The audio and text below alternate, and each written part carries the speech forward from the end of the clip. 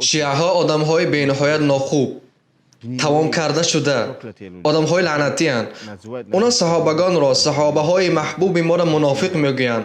5 تا صحابه از اونها نجات مییابد که در وقت جنگ علی با معاویه بود چقدر صحابه ها یگانه صحابه نجات مییابد. ماندگی همه را منافق میگویند. منافق بودند.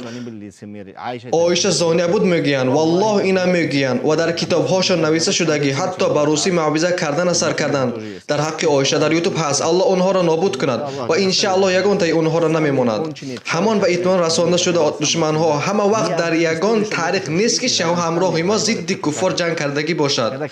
وقتی که کافرها بیاید اونها همه وقت کافرها که ضد ما جنگ کردن سر میکند. به اختیار مثال من عراق امریکانسا هجوم کردن شیعاش کردن همراه امریکانسا در اول امریکانسا شده ضد ما جنگ کردن سنی ها را میکشتن به طور عادی پاسپورت و پروا را تفتیش میکردن اگر نام تو عمر باشد تو را میکشتن عادی برای کی نام تو عمر تو را میکشتن. اینقدر امریکانسا کافرها این خیلی چیزها را نمیکند.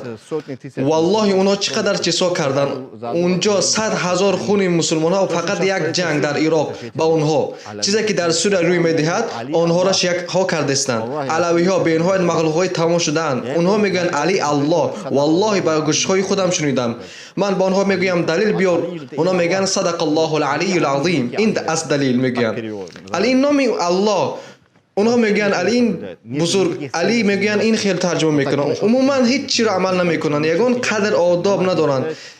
این خیلی شرطی ها که میگردن مردها زنها حجاب نمیپوشند نماز نمیخونن انا اینها حکمرانی میکردن در اونجا. برای همین وقتی که به حکومت علاقه میکردن چه خیلی این دولت اسلامیه برای آنکه اونها کافرن و این شخصا در سوریه این چیزها را کرده ایستادن. اونها 10,000 مسلمان ها را میکشند. در اونها ترمز نیست یگان خیلی وجدان ندارن ناموس ندارن. در پادشاهی روسیه کافرها ضد ما جنگ میکردن چند سال 100 سال ها. وقتی که امام شامل را اسیر گرفتن اونها او را آبروش نریزوندن کو پاره نکردن کو. در اونهایی که حاضر پیدا شدن در اونها عموما نیست. میگن بگو لا اله الا بشر یعنی بگو نیست خدا مگر بشر یعنی پرزیدنتشون در نظر دارن. این کفره. در یوتیوب ضبط هست سبحان الله تا سرش گرانیدن بگو میگن لا اله الا بشر و ایران نگفت او لا اله الا الله گفت و ایران زنده گرانیدن. حاضر این روح داده است. در عراق اینا کرده بودن و کرده ایستادن و حد همین در سوریه کرده استند. اونها میگن ایران این جمهوری اسلامی اینا برادرهای ما این یک رویه اسلام نه این حتی به اسلام نزدیک نمیبیاید.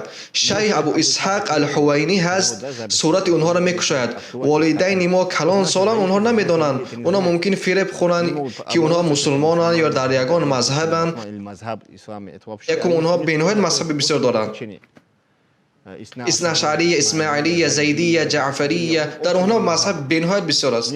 با یک امامیه این مذهب دولت اونها شما تصور کنید شیخ ابو اسحاق خودش میگوید پرزیدنت ایران ایرانی ها را شیعه ها را تبریک میکند به روز قتل عمر.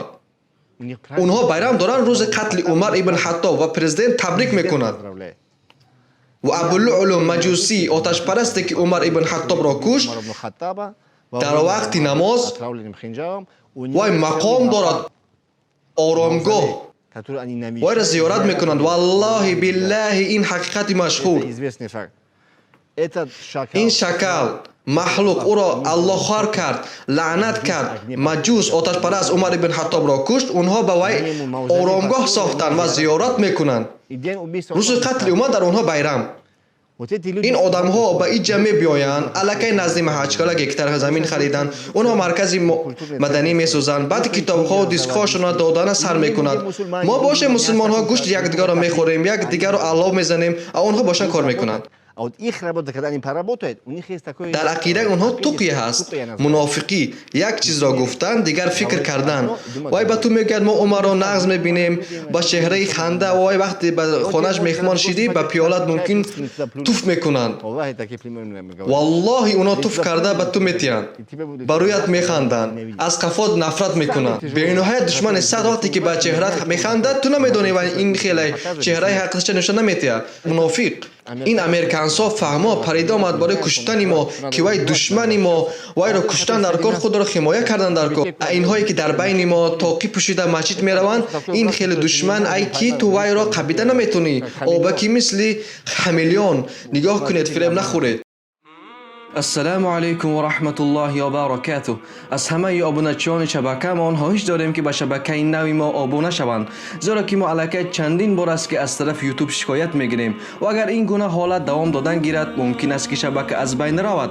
البته همه این از طرف دشمنان اسلام انجام داده می شود، ولی اگرچه ما می‌خواهید که از نوارهای ما دائما بهره برید و می‌خواهید که شبکه ما باقی ماند، پس به شبکه احتیاطی ما حتما ابونه شوید. در این شبکه نو ما نیت داریم که نوارهای پیشین و این چنین نوارهای نو را نیز پخش کنیم. سراغه این شبکه را من در پایان همین ویدیو میگذارم. جزاکم الله خیرا و بارک الله فیکم.